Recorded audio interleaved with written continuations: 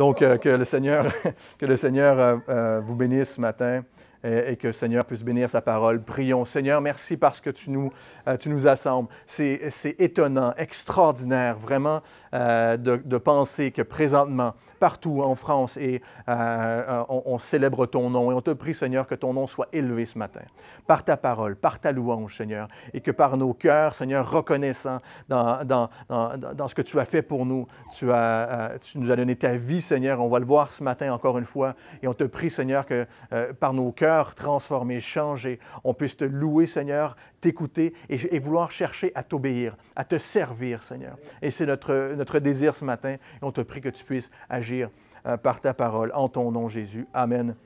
Marc chapitre 15, verset 33, on voit dans ces passages aujourd'hui la mort de Jésus.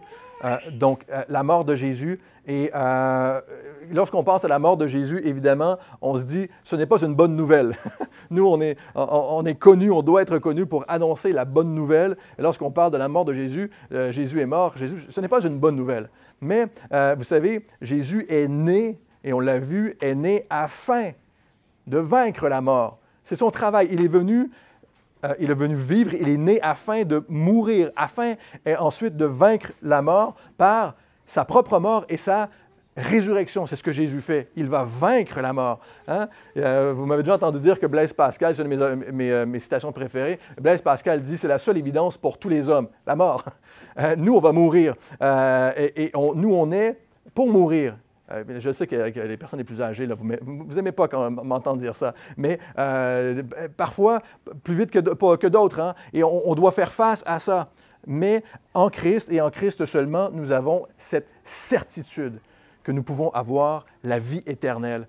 Et j'espère que vous le croyez ce matin. On tourne encore dans Marc, chapitre 15, verset 33, et on va lire « À la 6e heure, il y eut des ténèbres sur toute la terre jusqu'à la 9e heure. » Verset 34. « À la 9e heure, Jésus s'écria d'une voix forte, « Éloi, Éloi, ô Éloi, Éloi, lama sabachthani » ce qui se traduit « Mon Dieu, pourquoi m'as-tu abandonné » Quelques-uns de ceux qui étaient là l'entendirent et disaient « Voyez, il appelle Élie. » Et l'un d'eux courut remplir du vinaigre une éponge, le fixa à un roseau et lui donna à boire en disant « Laissez, voyons si Élie viendra le descendre. » Mais Jésus jeta un grand cri, puis il expira. Le voile du temple, au verset 38, se déchira en deux de haut en bas. Le centurion qui se tenait face à Jésus, voyant qu'il avait expiré de la sorte, dit « Cet homme était vraiment le Fils de Dieu. » Il y avait aussi des femmes qui regardaient de loin. Parmi elles étaient Marie-Madeleine, Marie, mère de Jacques, et le mineur de Joseph et Salomé, qui les suivaient et les servaient lorsqu'il était en Galilée parlant de Jésus, et plusieurs autres qui étaient montés avec lui à Jérusalem. Le soir était déjà là, et comme c'était la préparation, c'est-à-dire la veille du sabbat, Joseph d'Arimathée, membre distingué du conseil, qui lui-même attendait aussi le royaume de Dieu, arriva. Il eut le courage de se rendre chez Pilate pour lui demander le corps de Jésus. Étonné qu'il soit déjà mort, Pilate fit appeler le centurion et lui a demandé si Jésus était mort depuis longtemps. Renseigné par le centurion, il donna le corps à Joseph. Celui-ci acheta un linceul, descendit Jésus de la croix, l'enveloppa du linceul et le déposa dans une tombe taillée dans le roc. Puis il roula la pierre à l'entrée du tombeau. Marie-Madeleine et Marie, mère de Jacques, regardaient où on le mettait. À la 6e heure, donc Jésus a été crucifié, on a vu, à 9 heures le matin. Et on nous dit à la 3e heure, au verset 25, on a vu, et donc de midi ici jusqu'à 3 heures l'après-midi, 3 heures, il fait sombre. Marc nous dit, il a fait sombre, c'était les ténèbres sur toute la terre. Sur toute la terre, et ça rappelle la 9e et 10e plaie d'Égypte. Je ne sais pas si vous vous souvenez des plaies en Égypte, mais que Marc nous dit ceci, ce n'est pas anodin. Ça nous rappelle la 9e et la 10e plaie d'Égypte qui était la 9e, les ténèbres pendant 3 jours sur toute la terre, et la 10e, la mort de tous les premiers-nés de chaque famille. En Égypte, et où on devait mettre, vous vous souviendrez, le sang sur les linteaux, le sang de l'agneau sur les linteaux, afin d'être protégé de la mort. avant la délivrance, parce qu'on va célébrer la Pâque, donc cette célébration-là, c'est se rappeler la délivrance de l'esclavage, de l'Égypte. Et on se rappelle de ceci. Donc, ces plaies-là, ce que Jésus est en train de vivre, étaient annoncées, évidemment, dans les Écritures, et ça nous rappelle ceci. Jésus est en train de vivre, on voit les ténèbres sur la terre, et on va voir dans sa mort cette délivrance que Israël attend depuis si longtemps. Vous savez, le samedi, vers 3 heures l'après-midi, habituellement, et c'est ce que Marc nous rappelle, on se prépare avant le début du sabbat. Donc, on se prépare avant qu'il fasse sombre, avant qu'il fasse noir, avant que ce soit le soir. On se prépare afin de célébrer le sabbat. Donc, avant que le coucher de soleil ne survienne. Et il fait sombre environ vers 6 heures, donc à peu près 3 heures plus tard. Mais 3 heures plus tôt, donc il est midi, 6 heures plus tôt qu'à l'habitude, on est donc pris au piège, on est pris par surprise. Il fait noir déjà. Donc, tous les Juifs devaient se poser la question, pourquoi il fait déjà noir? On a manqué le sabbat, on a manqué de se préparer pour le sabbat. Et à ce moment-là, donc, et on est aussi à Jérusalem pour célébrer la Pâque. Donc, il y a toutes ces significations-là, tous ces accomplissements que Jésus est en train de réaliser. Et la Pâque allait aussi, le repas débuter ce soir-là au coucher du soleil. Donc, on a vu dans l'Évangile de Marc, dans nos dernières études, que Jésus est notre Pâque, n'est-ce pas? Il est notre Pâque.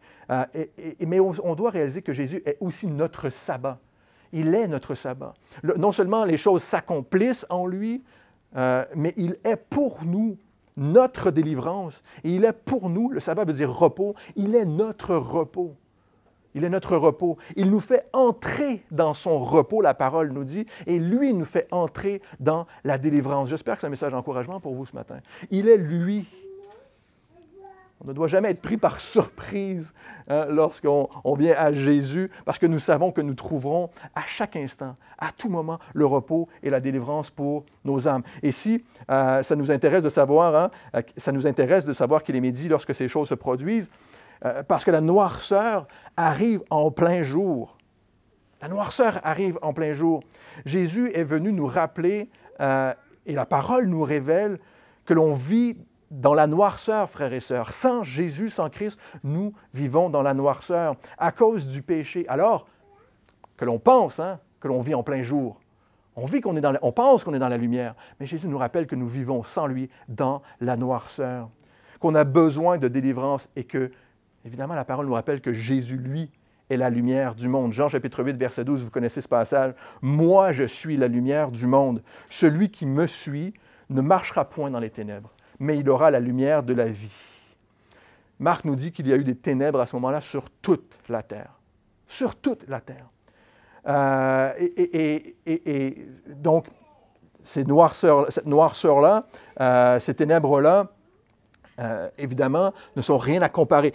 Le fait qu'il fasse noir, cette noirceur-là, n'est rien à comparer aux ténèbres dont Jésus devait vivre à ce moment-là. Les ténèbres qui devaient s'installer sur lui à ce moment-là. La noirceur que Jésus devait ressentir dans son esprit. La noirceur. Il goûte la mort. Jésus est en train de goûter à la mort, mais il goûte la mort pour chacun d'entre nous. Il goûte la mort pour chacun d'entre nous. Il prend le jugement, on a vu, le jugement de Dieu à ce moment-là tombe sur lui. Le fait que les ténèbres viennent comme ça, on voit que c'est le jugement de Dieu qui tombe sur lui. Jésus a pris la mort à notre place, il a pris le jugement à notre place, et non seulement ça, imaginez les ténèbres que Jésus devait expérimenter à ce moment-là, il a pris la conséquence du péché. Il a pris nos péchés sur lui. Et la conséquence du péché, évidemment, c'est la séparation d'avec Dieu. C'est la conséquence, frères et sœurs, ultime. On pense qu'on vit dans le jour aujourd'hui. Le monde pense qu'on vit en plein jour. Ça ne me dérange pas d'être séparé de Jésus. Oui, mais pour l'éternité. Être séparé de Dieu, vivre dans la mort, séparé de Dieu pour l'éternité. Voici ce qui s'abat sur Jésus. Il vit cette expérience d'être séparé de Dieu. Mon Dieu, et il le dit. Mon Dieu, pourquoi m'as-tu abandonné? Pourquoi m'as-tu abandonné? Dans le psaume, évidemment, il rappelle les paroles de David dans Psaume 22. Vous pouvez tourner avec moi dans Psaume chapitre 22 au verset 1 et 2. Verset 2, j'écris le verset 2. Je pense que ça s'appelle le psaume de la biche. Je ne me souviens plus. Je pense que c'est le titre du psaume. Psaume 22, où David dit aussi ces mêmes paroles qui ont été écrites bien avant que Jésus soit cloué à la croix, évidemment, en prophétie de ce que le Messie allait vivre. Mon Dieu, pourquoi m'as-tu abandonné? Je crie, mais ton secours ne vient pas. Mon Dieu, pendant le jour, je fais appel à toi, mais tu ne réponds pas. Pendant la nuit, je t'appelle et encore, je ne trouve pas le repos. Pourtant, toi, le Dieu saint, tu es assis sur ton siège royal et tu reçois sans cesse les louanges d'Israël, de ceux qui ont mis leur foi en toi. Vous savez, c'est le plan de Dieu, c'est le plan de Dieu que Jésus meurt à notre place, ici. C'est le plan de Dieu, c'était déterminé par Dieu. C'est un moment choisi de Dieu. C'est Jésus qui a choisi ce moment afin de donner sa vie pour chacun d'entre nous. C'est le plan de Dieu que Jésus meurt et qu'il expérimente cet abandon, qu'il expérimente cette séparation d'avec Dieu le Père. Vous savez, on a un Dieu juste. Nous servons un Dieu qui est juste et qui est saint. C'est ce que les apôtres vont rappeler aux Israélites. Vous avez mis à mort le saint, le juste. Nous avons un Dieu juste, un Dieu saint. Et la vérité, c'est que le péché sépare l'homme de Dieu. Le péché sépare l'homme de Dieu. Et c'est pourquoi le Père, à ce moment, détourne le regard de Jésus à cet instant. Jésus a goûté la mort pour chaque homme. Il goûta à la mort pour chacun d'entre nous. Dites-vous que Jésus a goûté à la mort pour toi, pour chacun d'entre nous, pour moi-même. Hein, il fit cette expérience de la conséquence du péché, de la mort spirituelle. Il est mort, mais on doit savoir ceci. La semence de la vie éternelle, c'est Jésus qui la porte. Il est la semence de la vie. Et par la volonté et la puissance de Dieu le Père et du Saint-Esprit, on le sait, on va le voir dans notre prochaine étude, Jésus est ressuscité, va ressusciter, mais il est ressuscité. Comment?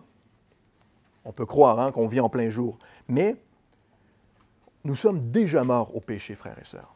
Lorsqu'on n'a pas la foi en Jésus-Christ, nous sommes déjà morts au péché. Et comme nous sommes déjà morts au péché, pour nous racheter, Jésus a pris nos péchés sur lui et la conséquence du péché.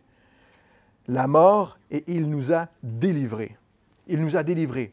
Et si nous croyons en lui, si nous mettons notre foi en lui, en son évangile, son message, sa bonne nouvelle, il nous donne cette semence de la vie éternelle.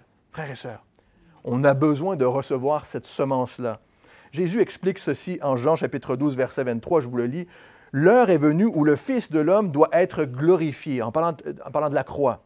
Hein, c'est la croix et la résurrection qui glorifient Dieu le Père. Il va en parler dans Jean plus loin. Jean chapitre 12, verset 24. « En vérité, je vous le dis, si le grain de blé, écoutez ceci, de blé ne tombe en terre et ne meurt, il reste seul. Mais s'il meurt, il porte beaucoup de fruits. » Jésus explique la mort et la résurrection en parlant d'une semence qui tombe en terre. J'ai eu personnellement, une meilleure appréciation de la résurrection lorsque j'ai planté du gazon pour la première fois dans ma vie. Je ne sais pas si vous avez déjà planté du gazon. Peut-être que vous avez plus d'expérience que moi à ce sujet-là, mais la première fois que j'ai planté du gazon, j'ai eu une vraie expérience, une compréhension de la résurrection. Je me suis dit vraiment dans la nature, partout dans la nature, Jésus nous révèle sa mort et sa résurrection. Comment et le pourquoi de ce qu'il a fait. Il l'explique dans Jean chapitre 12. Vous savez, planter du gazon, c'est très insécurisant. Si vous l'avez fait, hein? Sinon je vous explique mon expérience, mais c'est très insécurisant. On lance des graines un peu partout et on attend que ça pousse. Mais ce qui est insécurisant là-dedans, c'est que, sans comprendre qu'en lançant la graine, cette graine-là doit mourir, hein? Moi, j'ai passé 2 semaines à regarder toutes les graines qui étaient, en pensant que toutes les graines qui étaient sur mon gazon. On me dit, mais ça ne poussera jamais. Cette graine-là, elle est encore là. Je ne sais pas si vous me suivez ce matin, mais j'espère que oui. Hein? Pendant 2 semaines, je me suis dit, mais ça ne poussera jamais. Et là, les oiseaux, ils viennent, et puis voilà. Mais cette graine-là, nous savons qu'elle doit mourir, tomber à l'intérieur de la terre, afin que la semence, c'est la semence, fasse vivre une germe. Et on voit la mort et la résurrection, frères et sœurs, tout autour de nous, dans la nature. La mort et la résurrection, vous savez, de Jésus, elle, est infinie. Sa mort et sa résurrection est infinie. La vie éternelle peut être semée, peu importe là où on la laisse entrer. La vie peut vivre là où on la laisse entrer. D'où la parabole que Marc nous a donnée du semeur avec les différentes terres. Il y a différentes terres. Il y a des terres qui ne laissera pas entrer cette semence-là. Lorsque nous mourrons, s'il n'y a pas eu en nous la semence de la vie éternelle, par la foi en Jésus seul, nous mourrons, frères et sœurs. Nous mourrons. Nous ne ressusciterons pas avec lui. J'espère que c'est un message qui fait du sens pour vous aujourd'hui. Au verset 35, Marc continue. Quelques-uns de ceux qui étaient là l'entendent dire, il dit, « Voyez, il appelle Élie. » Il y en a un qui a pris un roseau avec du vinaigre et a voulu lui donner avec une éponge, le faire boire. Et on a dit, non, laissez-le, voyons. On s'est amusé pour voir, même amusé, mais il y avait une superstition là-dedans. Voyons voir, peut-être que Élie va intervenir. Peut-être que Élie va venir, mais Jésus, à ce moment, jeta un grand cri, puis il expira. Le voile du temple se déchira du haut en bas. Jésus dit « Éloi, Éloi », et on croit l'entendre dire « Élie, Élie ». On est tellement superstitieux, on s'attend tellement à voir un Élie qu'on n'entend même pas ce que dit Jésus. Il dit « Éloi, Éloi » et on l'entend dire. On a vu que les Juifs attendaient Élie. À la Pâque, on laisse la porte ouverte de la maison. Vous vous souviendrez, on a vu ça. On laisse la porte de la maison ouverte et on laisse une chaise libre à la table au cas où Élie apparaîtrait dans notre maison. Donc, chaque Juif, dans la préparation de la Pâque, et à chaque Pâque, on laisse la porte de la maison ouverte. Ce qui est aussi un peu insécurisant. Et on laisse un siège pour lui à la table. Et donc, ils sont intrigués de voir si Élie va répondre et si c'est à ce moment-là que Élie va apparaître. Ils sont évidemment superstitieux et non seulement ça, idolâtres. Ils ont développé une croyance qui passe par des objets ou par des hommes. Une croyance basée sur des objets ou des hommes. On peut mettre notre foi, frères et sœurs, ce qu'on appelle une foi morte, en des objets ou des hommes. Et Élie ne va pas descendre du ciel. Élie ne va pas descendre du ciel, pas plus que, évidemment, aujourd'hui, on en a des superstitions avec des hommes, on s'est fait des croyances. Pas plus que Saint-Pierre va t'attendre aux portes du paradis et que lui va te laisser rentrer. Élie ne descendra pas et Saint-Pierre ne pourra rien pour toi. Frères et sœurs, on en a les listes comme ça, des listes de croyances, de superstitions, face à Jésus. On peut avoir Jésus devant nous et continuer à être superstitieux, à se faire des croyances comme ça et à ne même pas être apte, capable de voir Jésus. On peut être si proche de Jésus, mais tellement aveuglé par nos superstitions, nos croyances, par notre idolâtrie. Jésus, les évangiles nous l'ont annoncé, il est l'Élie descendu du ciel. Il est le seul sauveur. Jésus nous ouvre toute la voie ici. Il nous ouvre la voie. Il emprunte un chemin par lequel nous devrions passer pour le jugement de nos fautes, frères et sœurs. Il emprunte ce chemin-là, la mort. Cette mort-là, cette séparation avec Dieu, c'est le salaire de notre péché. Jésus emprunte la voie. Il ouvre une autre voie. Il ouvre un chemin pour nous. Lui, il va ressusciter. Si nous empruntons ce chemin par prétention, par superstition, ou qu'on ajoute ou on enlève quoi que ce soit à cette nouvelle-là, à ce message, à ce que Jésus a fait, si nous empruntons ce chemin, le chemin que Jésus prend ici, nous sommes séparés de Dieu éternellement, frères et sœurs. Sans la victoire de Jésus dans ta vie, si tu ne lui abandonnes pas ta vie, tu ne lui ouvres pas ton cœur pour recevoir la semence de la vie, on pourra, frères et sœurs, crier « Élie, Élie » ou « Mon Dieu, toute l'éternité, ça ne changera rien. Ça ne changera plus rien. Nous crierons « Mon Dieu, tu m'as abandonné ». Cette prophétie de David et ce que Jésus est en train de dire ici, c'est une prophétie de l'éternité, là. Si on est séparé de Dieu à cause de notre péché, nous resterons séparés de Dieu. Mais Jésus jeta un grand cri, puis il expira. Il le savait que c'est ce qu'il devait faire pour nous. Jésus, lui, ne répond pas à ce que ces gens disent devant lui. Il ne répond pas. Il jette un grand cri. Il expire. Il donne sa vie. Voici ce que Jésus a fait face à nos superstitions, face à nos idolâtries, face à notre péché. Il a donné sa vie. Le Seigneur a fait 7 affirmations à la croix, 3 avant le midi, avant midi, l'heure midi, et 4 après 3, jusqu'à 3 heures, de midi à 3 heures, pardon. Mais il en a fait aucune, non, en fait, il en a fait 4, pardon, à 3 heures même, mais aucune entre midi et 3 heures. La première parole nous dit, Luc chapitre 23, « Pardonne-leur, car ils ne savent pas ce qu'ils font. » C'est la première parole que Jésus a dit à la croix. La deuxième, en vérité, je te le dis, aujourd'hui tu seras avec moi dans le paradis. On les a vus déjà dans Luc 23. Il dit aussi à sa mère, Marie, « Femme, voici ton fils. » Et à Jean, son disciple, « Voici ta mère » dans Jean chapitre 19. Les 3 paroles que Jésus prononça avant midi. Aucune parole entre midi et 3 heures. Et donc, à 3 heures, juste avant sa mort, Jésus va donner 3 paroles. Celle-ci, « Mon Dieu, pourquoi m'as-tu abandonné? » La deuxième, « J'ai soif. » On a vu on le voit dans Jean chapitre 19, et c'est à ce moment qu'on veut lui donner du vinaigre. Et la troisième parole que Jésus dit, c'est « Tout est accompli. » On le voit encore dans Jean chapitre 19. Et la quatrième et dernière parole, à ce moment, que Marc ne rapporte pas, mais à ce moment, lorsqu'il a poussé un grand cri, Jésus s'écria d'une voix forte, « Père, je te remets mon esprit entre tes mains. » Et en disant ces paroles, il expira. Jésus a donné sa vie, frères et sœurs. Personne n'a pris la vie de Jésus.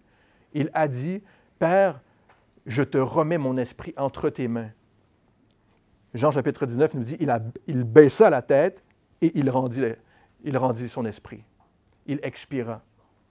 Jésus a donné sa vie. Vous savez que vous pouvez aussi donner votre vie. Saviez-vous? Vous pouvez aussi donner votre vie. On ne peut pas la donner en sacrifice pour d'autres. On ne peut pas donner notre vie en pensant mériter quelque chose. On aime croire qu'on accomplit de grandes causes. On aime croire que nous sommes une bonne personne. On l'entend constamment. Je suis une bonne personne et ça me suffit pour mériter la vie. On ne peut pas donner notre vie de cette manière-là. C'est impossible. Vous savez, notre justice, ce que l'on accomplit dans la vie, ne vaut rien face à la vie éternelle. Parce que notre vie, nos actions, notre cœur est entaché par le péché. Nous devons savoir ceci. On peut donner notre vie, par contre, au Seigneur. Et on peut le faire maintenant. Donner notre vie au Seigneur afin que lui, il la sauve. On peut lui donner notre vie. Donne ta vie à Christ. On a la possibilité de dire avant qu'il ne soit trop tard, frères et sœurs. Comme David disait dans Psaume chapitre 27, verset 7, je vous le lis, « Éternel, écoute ma voix, je t'invoque. Fais-moi grâce et réponds-moi. Mon cœur dit de ta part, cherchez ma face. Je cherche ta face, ô Éternel. Ne me cache pas ta face, ne me repousse pas avec colère. Tu es mon secours. Ne me laisse pas, ne m'abandonne pas, Dieu de mon salut. » David a compris ceci dans Psaume chapitre 27. Ne m'abandonne pas, toi. Donne ta vie au Seigneur. À ce moment, et au moment où Jésus expira, le voile du temple se déchira en deux, de haut en bas. Et on sait que le voile dans le temple séparait le lieu saint d'avec le Saint des Saints, qu'on appelait le Saint des Saints, où devait se situer l'arche de l'Alliance, dans le Saint des Saints, là où on ne pouvait pas accéder. Et cette séparation représentait le fait que l'homme ne pouvait pas s'approcher de Dieu à cause de son péché. Seul le grand prêtre, une fois par année, pouvait aller derrière le voile avec des sacrifices pour le peuple. Et seul lui, une fois par an, pouvait y accéder. C'était un signe que Dieu ne laissait pas l'homme s'approcher de lui à cause de son péché. Et on ne pouvait pas penser que le voile, à ce moment-là, lorsque Jésus est mort, aurait pu être déchiré de la main des hommes. On aurait dû descendre ce voile-là et le mettre par terre afin de le couper. Alors que le voile s'est déchiré, il devait faire, on pense, 9 mètres de haut, très épais. Donc ici, à ce moment-là, on sait que c'est un signe de Dieu, que Dieu lui-même a déchiré le voile du temple. Lorsque la mort de Christ eut tout accompli, comme Jésus l'a dit, tout est accompli. Dieu déchira le voile du temple, déclarant dans Hébreux chapitre 4, verset 16 nous le rapporte, « Maintenant vous pouvez venir avec assurance devant le trône de grâce pour recevoir miséricorde, parce que Jésus a ouvert le chemin vers Dieu pour chaque homme », nous rappelle Hébreux chapitre 4, verset 16. Le fait que Dieu déchire le voile à ce moment, il dit ceci, « Nous pouvons, chacun d'entre nous, venir avec assurance devant le trône de grâce. » Et c'est intéressant, peut-être intéressant de remarquer qu'à ce moment, dans le Saint des Saints, il n'y avait pas l'Arche de l'Alliance. L'Arche de l'Alliance n'était plus. Elle n'était plus à l'intérieur du Saint des Saints. On avait probablement remplacé par une grosse pierre, ou une autre tradition dit qu'on a surélevé le plancher lorsqu'on l'a construit pour mettre une place pour l'Arche, mais que le plancher était surélevé. En tous les cas, c'était une grosse pierre qui était à la place de l'Arche de l'Alliance. À l'intérieur de l'Arche de l'Alliance, devait avoir les tables des 10 commandements et quelques autres choses à l'intérieur. L'idée, c'est que c'était la parole de Dieu, la loi de Dieu qui était à l'intérieur, qui était dans ce lieu-là. On avait perdu l'Arche de l'Alliance dans une bataille parce qu'on avait placé notre foi. Écoutez ceci, frères et sœurs. À un moment, on avait placé notre foi dans un objet. On avait placé notre foi dans l'Arche de l'Alliance, dans l'objet. Le peuple d'Israël pensait qu'ils perdaient les batailles, ils gagnaient les batailles, parce qu'ils avaient l'Arche avec eux. Et lorsqu'ils ont perdu l'Arche, ils pensaient perdre à cause de ça. Alors que Dieu leur a rappelé qu'ils étaient superstitieux et idolâtres, et c'est Dieu qui a permis qu'on vole l'Arche de l'Alliance dans une bataille. On dit, et on le rappelle, on doit se le rappeler à ce moment-ci, la croix, c'est le symbole de notre foi. La croix, c'est le symbole de notre foi. Par elle, Jésus a triomphé des ténèbres. Mais Jésus lui-même est l'objet de notre foi, frères et sœurs. La croix est le symbole de notre foi, comme l'arche, à l'époque, était le symbole de la foi. Alors qu'on a mis notre foi dans l'objet, plutôt qu'en Christ lui-même. Le centurion, Marc nous dit, qui se tenait en face de Jésus à la croix, il était en face de Jésus, voyant qu'il a expiré de la sorte, qu'il a donné sa vie. La manière dont il a expiré a fait réfléchir ce centurion et a dit, cet homme était vraiment le Fils de Dieu. Marc dit simplement, le centurion était face à Jésus. Face à Jésus, qui donnait sa vie. Le centurion, lui, dit, cet homme est vraiment le Fils de Dieu. Il est témoin oculaire, évidemment, c'est important. Il est témoin oculaire de la mort de Jésus. C'était son travail, et on verra dans un instant avec Pilate, c'était son travail de rapporter ça, soit lui ou son collègue, de rapporter à Pilate que Jésus était bel et bien mort. Donc, ce centurion-là fait face à Jésus, mais il est témoin du plus grand événement de l'histoire de l'humanité. Le plus grand, c'est le tournant de l'humanité, c'est la croix, de la mort de Jésus à la croix et sa résurrection. Il est parmi les premiers, évidemment, à répondre à l'œuvre de Jésus à la croix. Cet homme était véritablement le Fils de Dieu. Jésus enseignait, on l'a vu clairement sur sa mort, et affirmait, encore dans Jean chapitre 12, verset 32, je vous le lis, « Et moi, quand je serai élevé de la terre, j'attirerai tous les hommes à moi, dit Jésus. » Et il disait ça pour indiquer de quelle mort il devait mourir, hein, lorsque j'aurai été élevé de la terre. Évidemment, le centurion devait être perplexe devant Jésus, devait être perplexe. Cet homme sur la croix, évidemment, il devait réfléchir en se disant, mais cet homme, il est en train de chambouler toute la ville, tout Jérusalem est chamboulé, tout le monde se précipite, la terre est chamboulée, les ténèbres sont tombées, ça devait terrifier les gens autour. Il trouble même les dirigeants, il va le voir, hein? Il voit que les chefs religieux sont là, ils questionnent Jésus à la croix, ils se moquent de lui. Il trouble les dirigeants qui veulent s'assurer que Jésus est bel et bien mort. C'est là, au même endroit, face à la croix, frères et sœurs, comme le centurion, où on veut venir. À cet endroit, et se poser cette même question, la question que le centurion s'est posée. Mais qui est Jésus pour moi? Qui est Jésus? Et aujourd'hui, lorsqu'on vient à la croix, se demander, est-ce qu'il est le Fils de Dieu? Qu'est-ce qu'on découvre? On peut venir à la croix, vous savez, par la parole. La parole nous dit que Jésus est mort à la croix. Lorsqu'on vient à la croix, on vient devant Jésus, on se pose la question, mais qui est-il? Qu'est-ce qu'on découvre à la croix? Bien, qu'il est ressuscité, frères et sœurs. Lorsqu'on faisait de l'évangélisation, on était jeunes, on était plus jeunes, on aimait bien dire avec les croix, avec Jésus sur la croix, vous avez la mauvaise croix. Jésus n'y est plus. Je ne sais pas si vous avez déjà entendu ça, mais lorsqu'on voit un crucifix avec Jésus à la croix, hein, on peut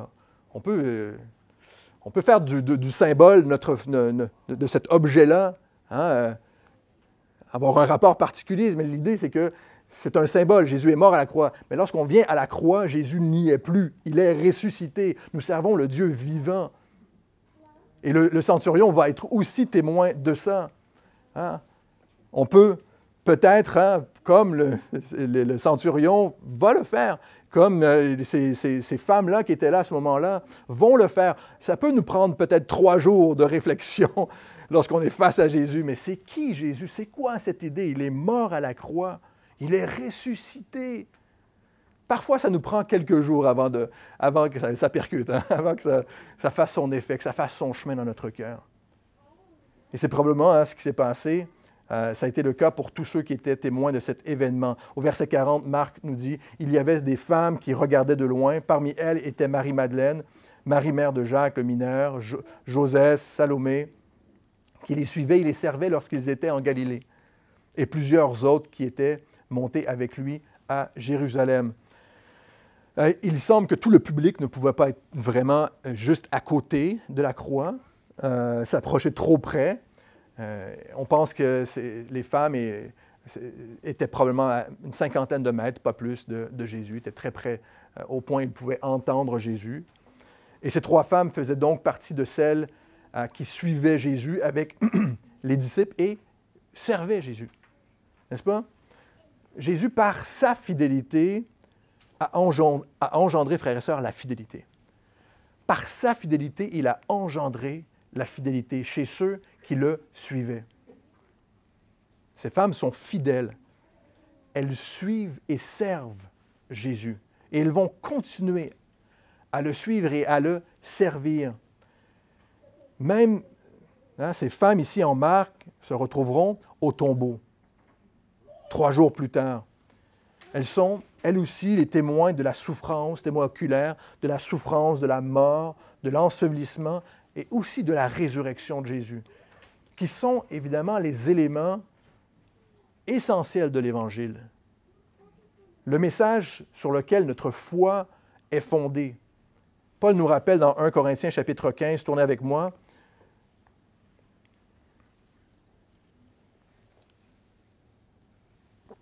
notre foi est fondée sur ces éléments.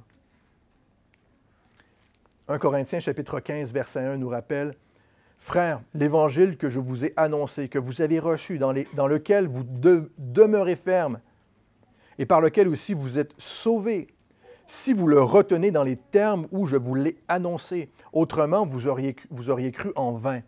Je vous ai transmis avant tout ce que j'ai aussi reçu. Christ est mort pour nos péchés, selon les Écritures. Il a été enseveli. Il est ressuscité le troisième jour, selon les Écritures. Jésus a souffert et porté nos péchés. Il est mort, enseveli et ressuscité. J'espère que vous le croyez ce matin. Et vous savez, par la foi en Jésus, nous pouvons être face à lui ce matin et se poser cette question.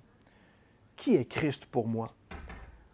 Au fil des années, après la mort et la résurrection, l'Église, Paul dit, sur les Écritures, l'Église s'est fondée. Le témoignage des 4 évangiles, de la vie de Jésus, de ce que Jésus a fait, accompli pour nous. Et ces femmes sont des témoins oculaires de ça. Ces femmes sont respectées, hein? Elles sont respectées. Elles ont toujours servi Dieu et attendu le Messie. Ces femmes, avant de connaître Jésus, c'était des femmes, pour certaines, qui servaient Dieu.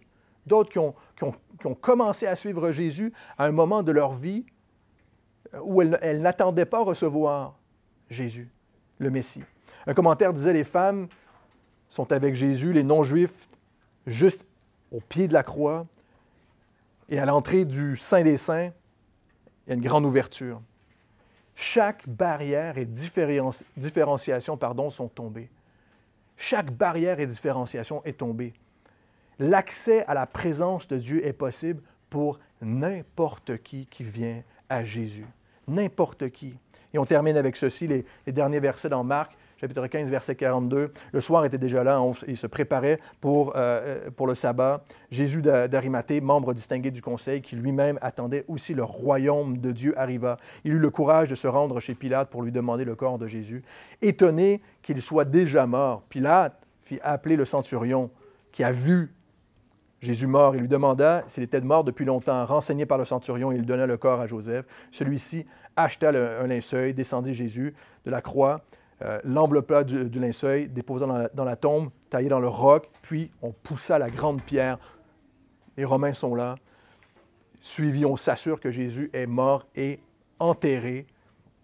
Et les femmes, Marie, Madeleine, Marie, regardaient où on mettait Jésus.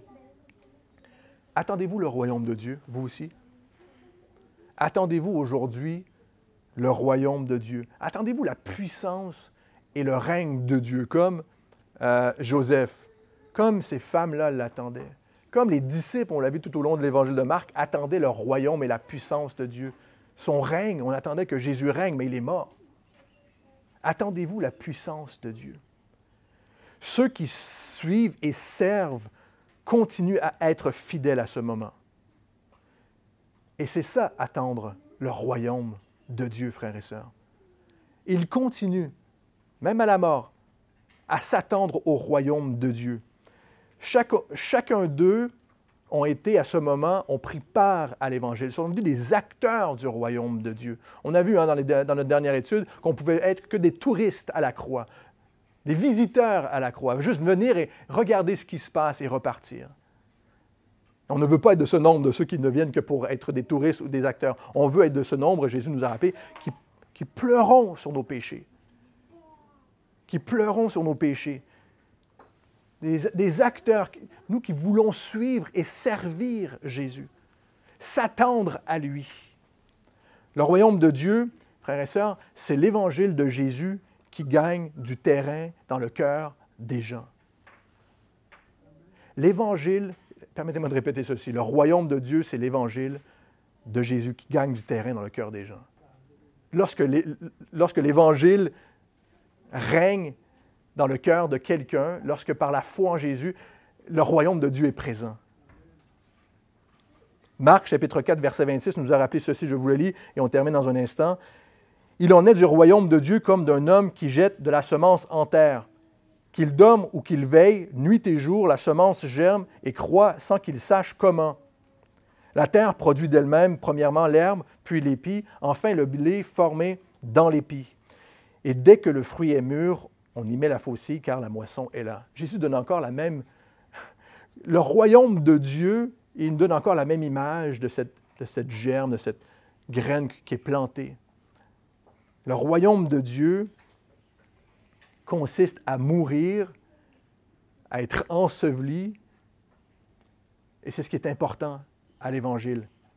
Passer de la mort à l'ensevelissement, à la vie, frères et sœurs. C'est ça l'Évangile de Jésus pour nous. Dans Jean chapitre 12, Jésus nous a rappelé que la semence vie doit aller au plus profond de notre être. Cette semence, la foi en Jésus-Christ, ce qu'il a fait, sa mort, sa résurrection, doit aller au plus profond de mon cœur. Là où rien ni personne ne peut avoir un effet, accès ou atteindre rien sinon la parole de Dieu, Dieu lui-même. Il n'y a que Dieu qui peut aller au plus profond de votre cœur par sa puissance et nous faire revivre, frères et sœurs. De la même manière qu'on le voit dans la nature, hein? Mais par la puissance de Dieu, avec une semence de vie éternelle. Nous devons mourir à nous-mêmes. Ensevelir le vieil homme afin de revivre, nous dit Romains chapitre 6, verset 6. Nous savons que notre vieille nature a été crucifiée avec lui. Nous lui avons donné nos péchés. Nous avons reconnu que nous étions pécheurs. Nous lui avons donné nos péchés afin que ce corps de péché soit réduit à l'impuissance et que nous ne soyons plus esclaves du péché, car celui qui est mort est quitte du péché. Lorsqu'on donne notre vie, lorsqu'on s'abandonne à lui, et on dit « Jésus, viens dans mon cœur, viens déposer ta semence de vie. » Cette semence va prendre forme. Mais nous avons mis notre vieille nature à mort. Nous avons demandé à ce que notre vieille nature soit mise à mort. Ça fait peut-être quelque temps que le message de l'Évangile travaille dans ton cœur. Peut-être même longtemps. Maintenant est le moment de lui donner ta vie. Peut-être que tu as entendu ce message de l'Évangile. Maintenant est le moment de donner ta vie à Jésus, de lui ouvrir la porte de ton cœur afin que sa semence puisse venir et porter du fruit. Qu'il puisse ensevelir ta vie avec lui et la faire revivre. J'espère que c'est un message d'encouragement pour vous. Prions. Seigneur Dieu, merci pour ta parole. On te dit merci parce que tu prends soin de nous. Tu prends soin même de mes péchés. Tu t'en occupes. Lorsqu'on vient à toi et que l'on reconnaît notre impuissance face au péché, mais que toi, tu es mort, que tu as tout pris ça sur toi. Tu as pris le jugement, la conséquence, l'acte qui était rédigé contre moi, nous dit la parole. Tu lui as donné, tu l'as rendu impuissante face au péché dans ma vie et à la mort. Et on veut te dire merci parce que tu es mort, toi, à notre place. Tu as mis à mort la mort dans ta mort. Et on veut te dire, encore une fois, fais-nous revivre. Fais-nous revivre et, pour ceux qui ont mis leur foi en Christ depuis longtemps, fais porter du fruit dans nos vies, Seigneur. Nous voulons te servir et te suivre. Continuez, même dans des moments où ça semble difficile, même dans des moments où on a l'impression que la mort règne, alors que la mort est vaincue. Nous te prions aujourd'hui. En ton nom, Jésus. Amen. Amen.